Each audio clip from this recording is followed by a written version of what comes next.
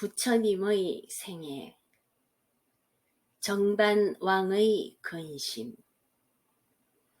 태자의 양육을 맡은 마하바자파티는 그 뒤로 아들 난타와 딸을 낳았으나 태자를 존경하는 마음에는 변함이 없었다. 태자는 총명하고 상상력이 풍부하였다. 성격은 원만하고 인자하였으며 모든 사람을 차별하지 않고 사랑을 베풀었다. 그러한 태자의 넘치는 사랑은 마음 있는 모든 사람이 그를 사랑하게 하였다. 또한 태자는 어린 나이에도 무슨 일에나 열심이었고 철저하였다. 새벽 일찍 일어나 자신이 할 일을 다 하였다.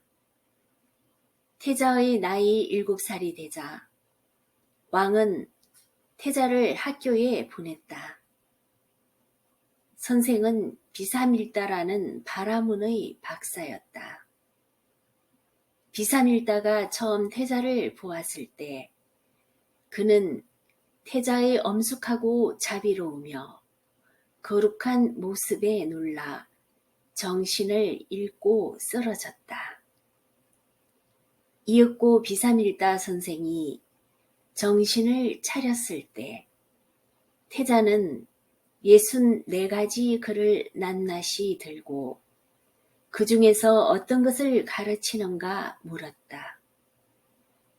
선생은 그중 2가지밖에 아는 것이 없으므로 아는 2가지를 가르친다고 대답하였다. 때문에 비사밀다는 더욱 태자를 존경하였다. 태자는 많은 아이들과 함께 글을 배웠다. 선생이 아자를 가르치면 태자는 이내 아자로 시작하는 여러 가지 말까지도 알았다. 태자는 하나를 배우면 20을 알았다. 8살이 되자 왕은 태자로 하여금 왕위를 계승할 태자로서의 수업을 받게 하였다. 이 제왕의 수업은 12살까지 계속되었다. 왕은 특별히 교육을 위한 동산을 마련하였다. 그곳에서 칼과 창을 다루는 무술을 익히고 씨름, 코끼리와 말을 타는 방법, 마차를 다루는 방법, 병사를 움직이는 방법 등 병법을 익혔다.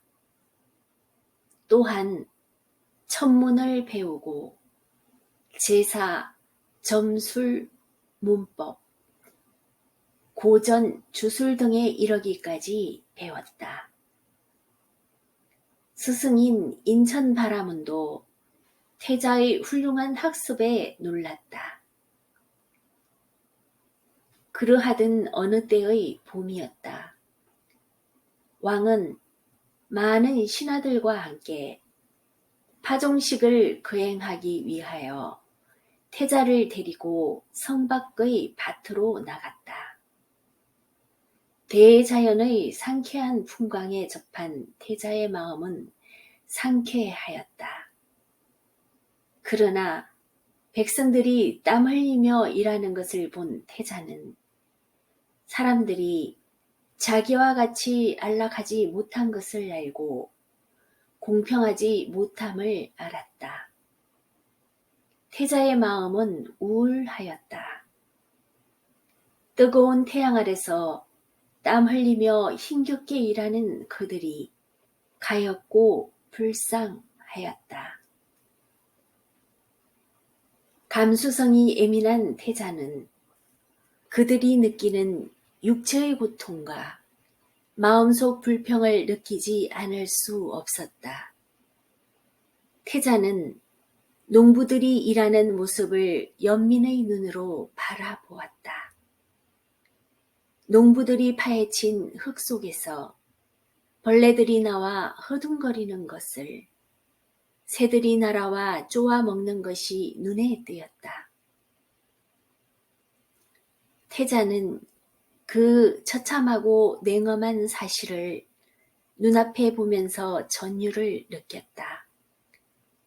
약한 벌레를 강한 새가 잡아먹는 것은 저들의 세계에만 있는 것이 아니라 인간의 세계에도 얼마든지 있음을 깨달았다.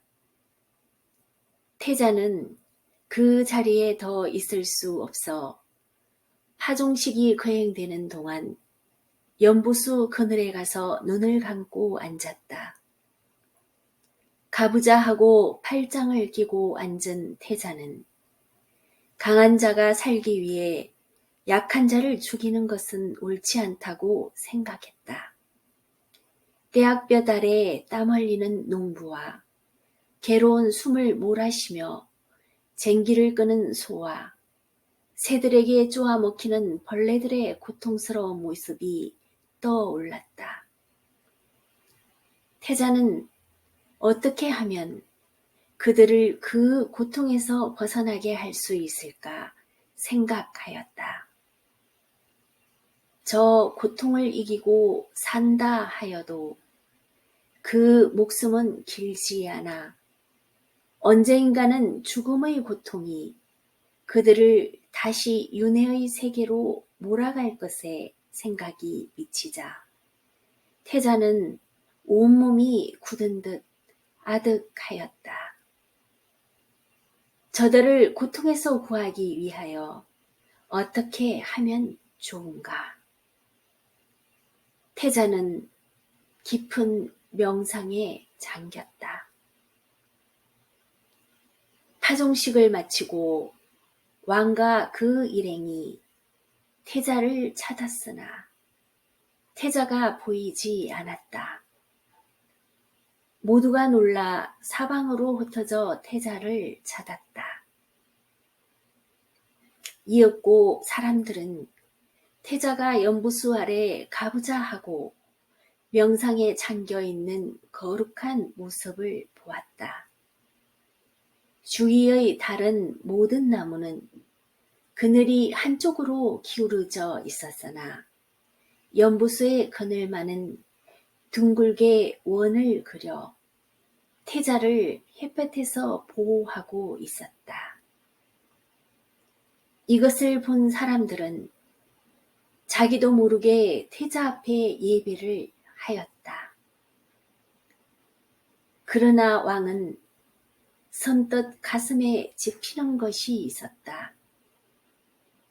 태자의 진지한 모습이 마치 출가한 고행자의 모습과 같았기 때문이다.